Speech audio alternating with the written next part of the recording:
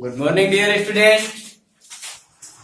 तो आइए आज हम पढ़ते हैं बोर्ड पेपर का बहुत ही अच्छा टॉपिक, हर बार बोर्ड पेपर में पूछा जाने वाला टॉपिक, गॉस थ्योरम क्या होता है। प्रीवियस वीडियो में हमने चर्चा किया कि एरिया वेक्टर क्या होता है, इलेक्ट्रिक फ्लक्स क्या होता है। यदि जो बच्चे हमारे इस चैनल पे नए हैं, चैनल को सब्सक्राइब नहीं किया तो प्लीज चैनल को सब्सक्राइब करें। वीडियो अच्छा लगे तो लाइक करें। जो भी प्रॉब्लम हो, जो भी समस्या हो, जो भी स्टेप न समझ में आए प्लीज कमेंट में जरूर बताएं ताकि उसका सोल्यूशन हम दे सकें, और वीडियो को ज्यादा से ज्यादा शेयर करने का प्रयास करें। तो आइए पढ़ते हैं इस वीडियो में गॉस थ्योरम क्या होता है। एकदम बहुत अच्छे से समझ में आएगा, वीडियो को लास्ट तक देखें। तो आइए चर्चा करते हैं गॉस थ्योरम क्या होता है। गॉस की प्रमेय, गॉस की प्रमेय। बच्चों, गॉस की प्रमेय को जानने से पहले थोड़ा सा हम इलेक्ट्रिक फ्लक्स के बारे में दोबारा आपको बताते हैं कि इलेक्ट्रिक फ्लक्स क्या होता है। कल आपको बताया गया कि इलेक्ट्रिक फ्लक्स जो है वह जो किसी चार्ज से या जितनी भी इलेक्ट्रिक फील्ड लाइन होती है उनकी जो नंबर्स होती है उसी को हम क्या बोलते हैं, वैद्युत फ्लक्स बोलते हैं। वैद्युत फ्लक्स क्या होता है बच्चों, बताया गया था कि किसी पृष्ठ के लंबवत गुजरने वाली वैद्युत बल रेखाओं की संख्या को, किसी बंद पृष्ठ से 3D डायमेंशन का कोई शेप है, बंद आकृतियां हैं, उस शेप से कितने वैद्युत बल रेखाएं पास कर रही हैं उनकी जो संख्या होगी उसको हम क्या बोलते थे बच्चों, वैद्युत फ्लक्स बोलते थे। वैद्युत फ्लक्स को हमने डिनोट किया था पाई से। पाई इज इक्वल टू बच्चों आपका आया था ई वेक्टर ई इंटू ए, जहां ई क्या होता था बच्चों, वैद्युत क्षेत्र की तीव्रता होती थी। क्योंकि तीव्रता जितनी अधिक होती थी बच्चों उतना ज्यादा इलेक्ट्रिक फील्ड लाइन निकलती थी।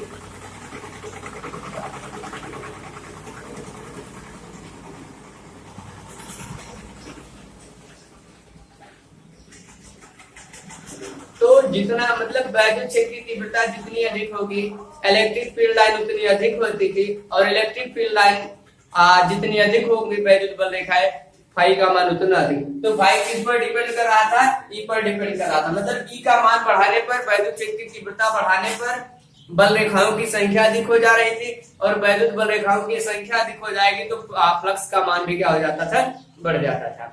दूसरा किस पर डिपेंड करता था बच्चों, एरिया पर डिपेंड करता था, क्षेत्रफल पर डिपेंड करता था। क्षेत्रफल छोटा था तो कम बल रेखाएं पास करेंगी, कम बल रेखाएं पास करेंगी तो फाई का मान कम होगा। क्षेत्रफल ज्यादा होगा तो बल रेखाएं ज्यादा पास करेंगी, और बल रेखाएं ज्यादा पास करेंगी तो फ्लक्स का मान क्या होगा बच्चों, ज्यादा होगा। तो इसी पर आधारित गॉस ने अपना एक थ्योरम दिया, एक प्रमेय दिया जिसे हम गॉस की प्रमेय के नाम से जानते हैं। जैसे इसका जो फार्मूला होता है फाई बराबर ई डी ए या ई ए, या phi is equal to E A cos theta होता है बच्चों।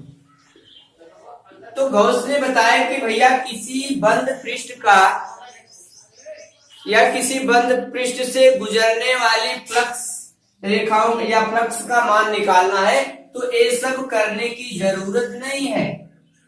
उसमें केवल क्या करना, उन्होंने बताया कि उस पृष्ठ के अंदर, ध्यान देना बच्चों अभी हम डिफिनेशन लिखेंगे, उस पृष्ठ के अंदर मतलब क्यों क्या होगा, अंदर का, उस पृष्ठ के अंदर कितना आवेश है उसमें अगर हम एप्सिलॉन नॉट से भाग दे देते हैं तो आ जाता है फ्लक्स का मान।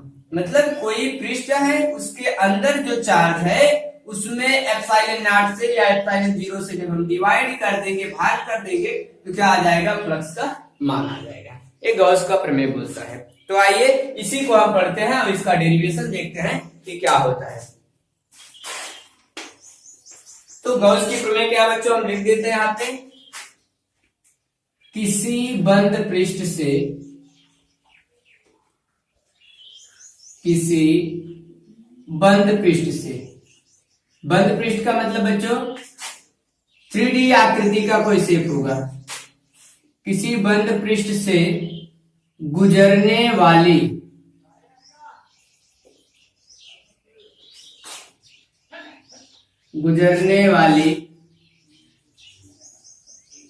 संपूर्ण वैद्युत फ्लक्स का मान, संपूर्ण वैद्युत फ्लक्स का जो मान होगा,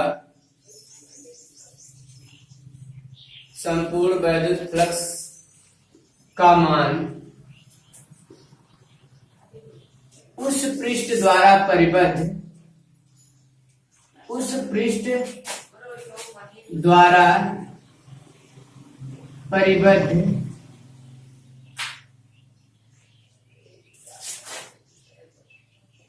कुल आवेश का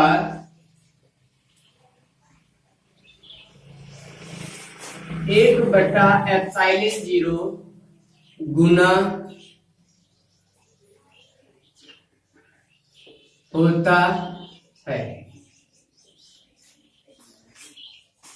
बच्चों क्या कर रहा है कि किसी बंद पृष्ठ, अगर कोई बंद पृष्ठ है, थ्री डी डायमेंशन का हो, चाहे सिलेंडर हो, स्फीयर हो, कोन हो, क्यूब हो, क्यूबॉइड हो, अगर 3D डायमेंशन का कोई शेप है, उससे गुजरने वाली वैद्युत फ्लक्स रेखाओं का मान ज्ञात करना है। उसका जो मान होगा, उस पृष्ठ के अंदर जो आवेश होगा, उसका उस आवेश का 1/ε0 गुना होता है। कहने का मतलब बच्चों ये हो गया कि फाई का जो मान होगा वो क्यू का 1/ε0 गुना होता है। ये है गॉस थ्योरम। बच्चों किसी किताब में इसी को इस तरीके से भी लिखा गया होगा। फाई का मान बच्चों क्या होता है, EDA होता है। EDA क्यों लिख रहे हैं बच्चों, छोटा सा क्षेत्रफल वेक्टर लिया जा रहा है, तो हम इसको EDA भी लिख सकते हैं। बंद पृष्ठ के लिए है, या हम इसको क्या कर सकते हैं, क्लोज इंटीग्रेशन बोलते हैं इसको बच्चों, इज इक्वल टू Q/ε0। एक किसकी वैल्यू है बच्चों, फाई की वैल्यू है। तो किसी किताब में ऐसा भी लिखा होगा।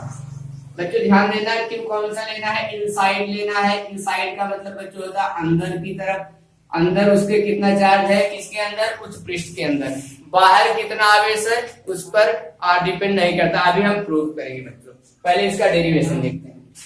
आइए इसको हम प्रूफ करते हैं, इसका प्रूफ देते हैं, प्रमाण देते हैं।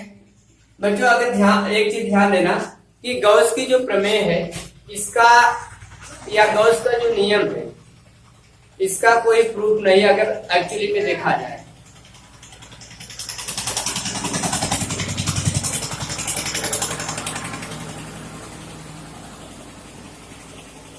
तो इसका कोई प्रूफ नहीं है। इसका एक फील दिया जा रहा है, फील देंगे, और ये जो आपका फाई इक्वल टू EDA है, ये क्या है, उसका मैथमेटिकल प्रूफ है। तो आइए मान लेते हैं एक चार्ज है। कैसा चार्ज है बच्चों, प्लस क्यू आवेश है, आप माइनस भी ले सकते हैं। इसको हम एक बंद पृष्ठ से के अंदर रख देते हैं। कैसा है शेप बच्चों, ये स्फीयर है। ये स्फीयर कैसा होता है बच्चों, किस शेप का होता है, 3D डायमेंशन का होता है। ये क्या है बच्चों, स्फीयर है। स्फीयर मतलब 3D डायमेंशन का शेप है, बंद आकृति है। अब क्या है, मान लीजिए इस पूरे स्फीयर का एक छोटा सा हम खंड लेते हैं, एक छोटा सा पार्ट लेते हैं। तो बच्चों अगर हम एक छोटा सा पार्ट, एक छोटा सा खंड इस पूरे स्फीयर का लिए, तो इसका क्षेत्रफल वेक्टर भी छोटा सा होगा, क्षेत्रफल भी। अच्छा बच्चों ध्यान दो, प्रीवियस वीडियो में आपको बताया गया कि जो क्षेत्रफल वेक्टर होता है, उसका जो डायरेक्शन होता है उस पृष्ठ के हमेशा परपेंडिकुलर होता है, और किधर होता है, अगर 3D डायमेंशन होता है उसके लिए आउटवर्ड होता है, बाहर की तरफ होता है। अगर 2D डायमेंशन होता था उसके लिए बोथ डायरेक्शन ही करेक्ट होता था, अंदर की तरफ भी हो सकता था, बाहर की तरफ। लेकिन 3D डायमेंशन में ओनली किधर होता है, बाहर की तरफ होता है। तो यहाँ पे क्षेत्रफल वेक्टर का डायरेक्शन बच्चों किधर हुआ, ये इसका सेंटर हुआ। तो यहां से क्या हो जाएगा, ए हो गया क्षेत्रफल वेक्टर का डायरेक्शन, बच्चों DA का डायरेक्शन हुआ। अच्छा ध्यान दो, ये प्लस क्यू आवेश है, तो यहां से इलेक्ट्रिक वैद्युत क्षेत्र का डायरेक्शन किधर हुआ। आपको बताया गया बच्चों कि अगर धन आवेश होता है तो वैद्युत क्षेत्र की जो डायरेक्शन होती है अविप्राम होता है, उससे दूर निकलती हुई होती है। अगर माइनस क्यू आवेश होता तो उससे अंदर की तरफ होती है। तो ये धन आवेश है, तो वैद्युत क्षेत्र जो होगा वो बाहर की तरफ होगा, तो वैद्युत क्षेत्र का भी डायरेक्शन इधर ही तो होगा, आगे प्रांत होगा, ई का भी डायरेक्शन इसी दिशा में। मेरा कहने का मतलब क्या है बच्चों कि डी ए का जो डायरेक्शन है और ई का डायरेक्शन क्या है, सेम है, अर्थात इसके बीच का एंगल कितने अंश का बन रहा है बच्चों, 0 अंश का एंगल बन रहा है। अच्छा बच्चों ये चीज ये बताओ, क्या हम इस पूरे स्फीयर के पृष्ठ पर, सरफेस पर, बच्चों ध्यान देना हमेशा जब भी हम कोई चीज चर्चा करेंगे इसके सरफेस पे चर्चा करेंगे, इसके पृष्ठ पर चर्चा करेंगे, इसके अंदर घुस करके वॉल्यूम पे चर्चा नहीं करनी हमको, ठीक ना। तो अगर मान लीजिए यहाँ से इसकी जो रेडियस है, सपोज करिए बच्चों आर है, स्मॉल लेटर आर मान लीजिए, क्या है बच्चों, आर है। अच्छा अगर यहाँ पर हम निकाले, मान लीजिए यहाँ पे हमने एक छोटा सा पार्ट लिया, तो यहाँ पर भी क्षेत्रफल वेक्टर का डायरेक्शन हुआ है, डी ए का डायरेक्शन बच्चों, यही इलेक्ट्रिक फील्ड का भी डायरेक्शन होगा, अर्थात थीटा इक्वल टू यहाँ भी 0 होगा। अच्छा बच्चों क्या ई का मान सभी जगह समान होगा, जी बिल्कुल, क्यों बच्चों, क्योंकि एक दूरी कितनी है आर, ये भी रेडियस कितनी होगी बच्चों, आर होगी, यहाँ लेंगे हम तो वो भी रेडियस क्या हो जाएगी, आर हो जाएगी, डी ए का भी वही डायरेक्शन होगा बच्चों, और ई का भी डायरेक्शन वही होगा, और थीटा का मान क्या होगा बच्चों, 0 होगा, क्योंकि रेडियस सेम है, दूरी सेम है, और आवेश तो वही है, तो ई का मान सभी सबके लिए क्या होगा, समान होगा। तो हम कह सकते हैं ई का मान क्या है बच्चों, हमेशा सभी बिंदुओं पर ई का मान, यहां हम लिखते हैं पृष्ठ के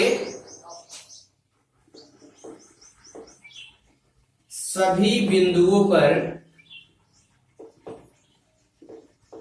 क्या है बच्चों, समान है। तो ई का मान कैसा है बच्चों, असमान है, ई का मान चेंज नहीं हो रहा, जो ई का मान यहाँ है वही यहाँ भी होगा, यहाँ भी होगा, यहाँ को एक पृष्ठ लेते वहां भी वही होता है कि नहीं बच्चों, ई का मान यहाँ भी वही होता, हम चाहे जहां एक छोटा सा पृष्ठ लेते। तो बच्चों ये ध्यान दो, अगर हम कहें कि बताओ इससे फ्लक्स कितना निकल रहा है, वैद्युत फ्लक्स का मान क्या होगा बच्चों, अगर छोटा सा पार्ट लिया गया है तो छोटी सी फ्लक्स रेखाएं निकलेंगी, बहुत भाई छोटा सा खंड लिया गया तो कंबल रेखाएं निकलेंगी, कंबल रेखाएं निकलेंगी तो फ्लक्स का मान भी क्या होगा बच्चों, क्या होगा। यहां से डी फाई इक्वल टू बच्चों क्या हो जाएगा, ई डॉट डी ए, बच्चों डी ए मतलब छोटा सा खंड का क्षेत्रफल, एरिया कहते हैं।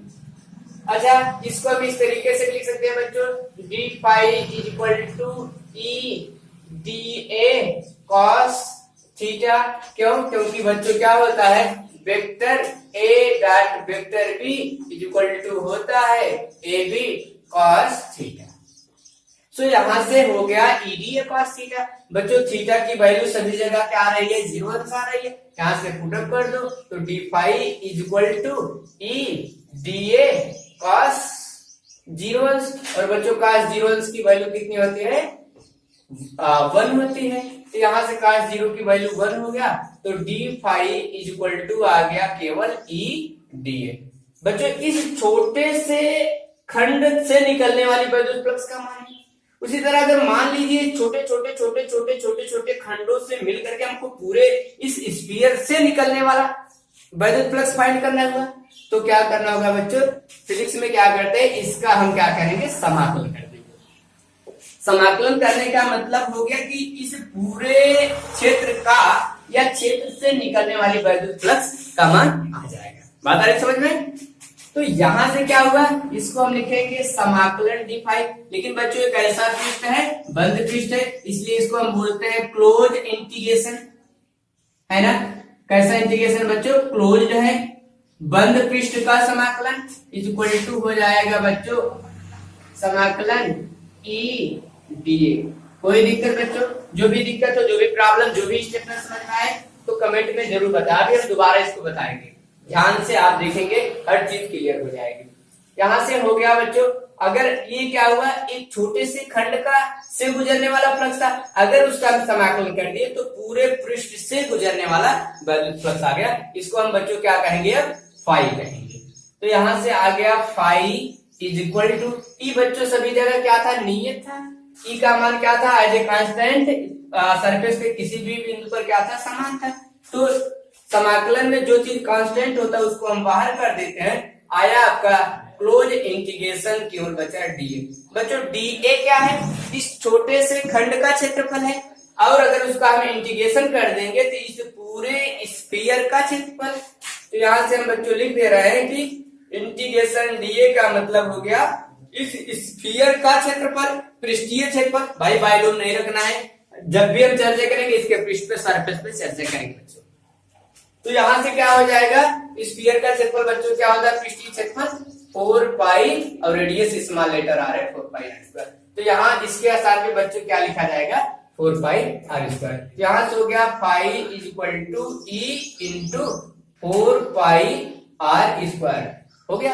अच्छा बच्चों एक चीज ध्यान दो, आपको बताया गया है, यहाँ हम लिखते हैं क्वेश्चन में कि किसी आवेश के कारण, अगर कोई आवेश रखा गया उसके कारण r दूरी पर स्थित किसी बिंदु पर वैद्युत क्षेत्र की तीव्रता कितनी होती है बच्चों, ई बराबर क्या होता है, आपने पढ़ा है 1/4 pi epsilon 0 Q upon r square. तो बच्चों अगर यहाँ से प्लस क्यू आर, इससे r डिस्टेंस दूरी पर अगर हमको वैद्युत क्षेत्र की तीव्रता निकालना होगा तो क्या आएगा बच्चों, phi is equal to E का मान पुटअप होगा 1/4 pi epsilon 0 Q by r square into क्या है 4 पाई आर स्क्वायर।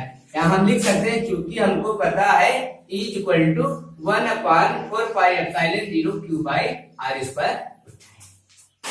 क्यू आवेश के कारण r डिस्टेंस दूरी पर उत्पन्न इलेक्ट्रिक फील्ड का मान। बच्चों यहाँ से 4 पाई से कैंसिल हो जाएगा, आर स्क्वायर से कैंसिल हो जाएगा, फाई इज इक्वल टू आ जाएगा क्यू बाई एप्सिलॉन 0।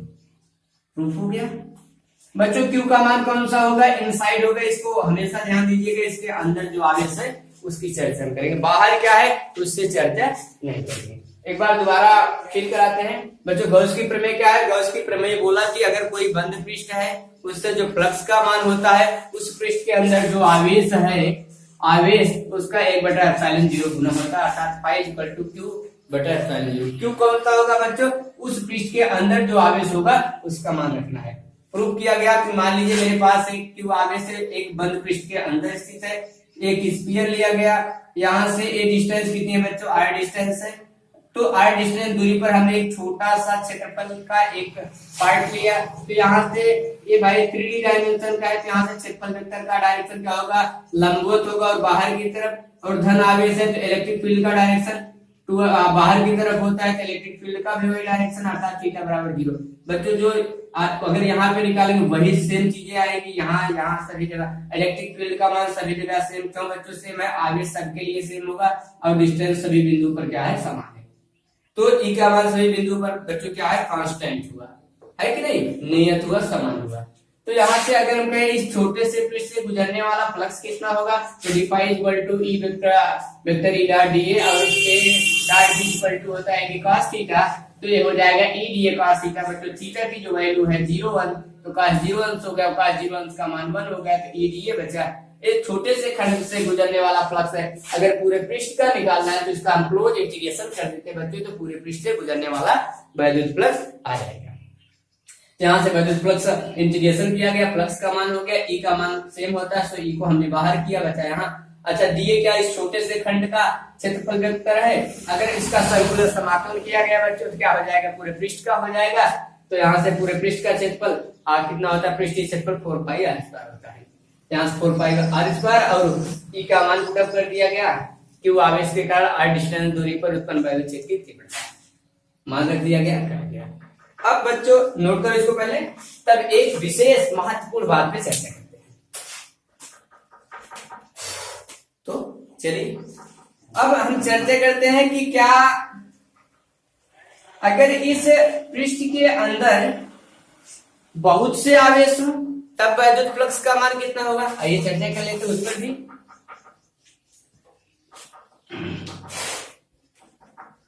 तो मान लो बच्चों यहाँ पे इस पृष्ठ के अंदर ये बंद पृष्ठ एक है,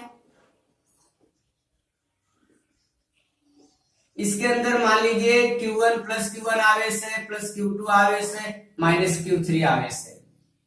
अब आपसे कहा जाए कि बच्चों इससे गुजरने वाला, इस पृष्ठ से गुजरने वाला वैद्युत फ्लक्स क्या कीजिए, तो बच्चों दिमाग में रखो कि गॉस अंकल ने बताया कि भाई फ्लक्स हमको मान निकालना है, तो इस पृष्ठ के अंदर जितना आवेश होगा उन टोटल आवेशों में अगर हम एप्सिलॉन 0 से भाग दे देते हैं तो आ जाएगा फ्लक्स का मान।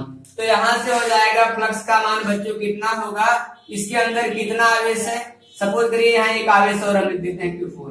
तो यहाँ पे आवेश क्या है बच्चों Q1 और कितना है प्लस Q2। बच्चों एक ध्यान देना, विथ साइन रखना है चिन्ह के साथ। एक ऐसा माइनस में है माइनस Q3 अपॉन एप्सिलॉन 0। बच्चों ये क्यों हुआ, यहाँ पे क्यों नहीं लिया गया, क्योंकि ये क्या कह रहे थे, उस पृष्ठ के अंदर परिबद्ध है, मतलब उस पृष्ठ के अंदर जो आवेश है उसी पे हमको चर्चा करना है, बाहर क्या है उससे हमसे कोई मतलब नहीं है। तो यहाँ से फ्लक्स का मान हो गया। अब प्रश्न आता है कि क्या ये जो बाहर आवेश है ये इस पर फ्लक्स रेखाएं क्यों नहीं उत्पन्न कर रहा है ना। आपके अंदर क्वेश्चन उठ रहा होगा कि सर अंदर के लिए अंदर आवेश था जितना फ्लक्स ठीक है, लेकिन बाहर वाला चार्ज जो है फ्लक्स क्यों नहीं उत्पन्न कर रहा है। तो आइए इस पे भी चर्चा कर लेते हैं। चलिए बच्चों, क्लोज जो सरफेस होता है वो आपका स्फीयर नहीं हो सकता, आप कोन पे भी चर्चा कर सकते हैं, सिलेंडर पे कर सकते हैं, कोई भी 3D डायमेंशन की आकृति ले सकते हैं। मान लीजिए हम स्फीयर पे चर्चा करते हैं। स्फीयर, यहाँ पे एक स्फीयर मेरे पास है, यहाँ पे मान लीजिए एक प्लस क्यू आवेश है, एक क्या है इसके बाहर। अब आपको बताना है क्या ये फ्लक्स उत्पन्न करेगा। बच्चों मान लो यहाँ से इलेक्ट्रिक फील्ड लाइन ऐसे निकल रही है, ऐसे निकल रही है, इलेक्ट्रिक फील्ड लाइन ऐसे निकल रही है। बच्चों ध्यान दो, इस बिंदु पर मान लीजिए इसको हमने पहला पॉइंट माना है, इसको हम दूसरा पॉइंट माना है। यहाँ पे 3D डायमेंशन है बच्चों, कैसा है 3D है, बंद आकृति। यहाँ से क्षेत्रफल वेक्टर का डायरेक्शन एक यहाँ पे होगा, इधर की तरफ बाहर की तरफ डीए का डायरेक्शन, और प्लस क्यू आवेश है तो इलेक्ट्रिक फील्ड का डायरेक्शन बच्चों इधर की तरफ होगा, है ना। तो बच्चों अगर ध्यान दो, यहाँ से केवल एक फील्ड दे रहे हैं बच्चों, इलेक्ट्रिक फील्ड का मान अलग अलग हो सकता है लेकिन एक फील्ड दिया जा रहा है। अच्छा, यहाँ से अगर हम फ्लक्स का मान निकाले, फ्लक्स बराबर क्या होता है vector E d A cos theta. किस बिंदु पर निकाल रहे हैं, फर्स्ट बिंदु पर, पहले बिंदु पर, इसको हम φ1 कर रहे हैं बच्चों। तो φ1 इज इक्वल टू आ जाएगा ई डी ए और cos थीटा की वैल्यू दोनों अपोजिट है बच्चों, तो 180 अंश का कोण होगा तो हो जाएगा 180 अंश, cos 180 अंश की वैल्यू -1 तो आ जाएगा माइनस ई डी ए पहले बिंदु पर। अच्छा, अगर हम इस दूसरे बिंदु पर चर्चा करें बच्चों, φ2 की चर्चा करें, तो ध्यान दो बच्चों φ2 क्या होगा, यहाँ पे क्षेत्रफल वेक्टर का डायरेक्शन इधर होगा बच्चों, बाहर की तरफ, क्योंकि 3D है तो उससे बाहर की तरफ होता है। और इलेक्ट्रिक फील्ड का बच्चों डायरेक्शन धन आवेश है तो बाहर की तरफ, मतलब ई और ए दोनों का डायरेक्शन बहुत क्या है, एक साइड में है। तो यहाँ से हो जाएगा ई डी ए cos थीटा की जो वैल्यू है, अगर एक डायरेक्शन में बच्चों कितना हो जाएगा 0, cos 0 अंश का मान ले तो φ2 की जो वैल्यू है केवल आ जाएगा ई डी ए। बच्चों पहले बिंदु पर क्या आया माइनस ई डी ए और दूसरे बिंदु पर आया प्लस ई डी ए। तो अगर कुल कहा जाए कितना उत्पन्न हो रहा है तो माइनस प्लस क्या हो जाएगा बच्चों, कट के क्या आ जाएगा φ 0। ये गॉस अंकल ने पहले ही बता दिया। तो बच्चों क्या ध्यान देना है, क्या हम इस वीडियो में पढ़े कि वैद्युत गॉस की प्रमेय क्या होती है। गॉस की प्रमेय बच्चों जब भी लगाएंगे उस पृष्ठ के अंदर जो आवेश है उसके कारण ही फ्लक्स रेखा उत्पन्न होंगी, बाहर के कारण क्यों नहीं उत्पन्न होंगी उसका फील हमने ले लिया। ठीक, तो आज के वीडियो में बस बच्चों आज इतना ही चर्चा करेंगे। नेक्स्ट वीडियो में हम चर्चा करेंगे कि गॉस के प्रमेय पर आधारित अनुप्रयोग क्या होते हैं, चाहे वो सिलेंडर हो जाए या कोई प्लेट हो जाए, समांतर चादर हो जाए, कोई रॉड होगी, उसके कारण कितना इलेक्ट्रिक फील्ड उत्पन्न हो रहा है, कितना फ्लक्स उत्पन्न हो रहा है, उस पर चर्चा करेंगे। तो आज के वीडियो में बस इतना। जो भी चीजें आपको प्रॉब्लम स्टेप न समझ में आया हो उसको कमेंट में जरूर बताएं। और यदि आपको आज का वीडियो अच्छा लगा हो तो प्लीज लाइक, सब्सक्राइब और कमेंट करना ना भूलें।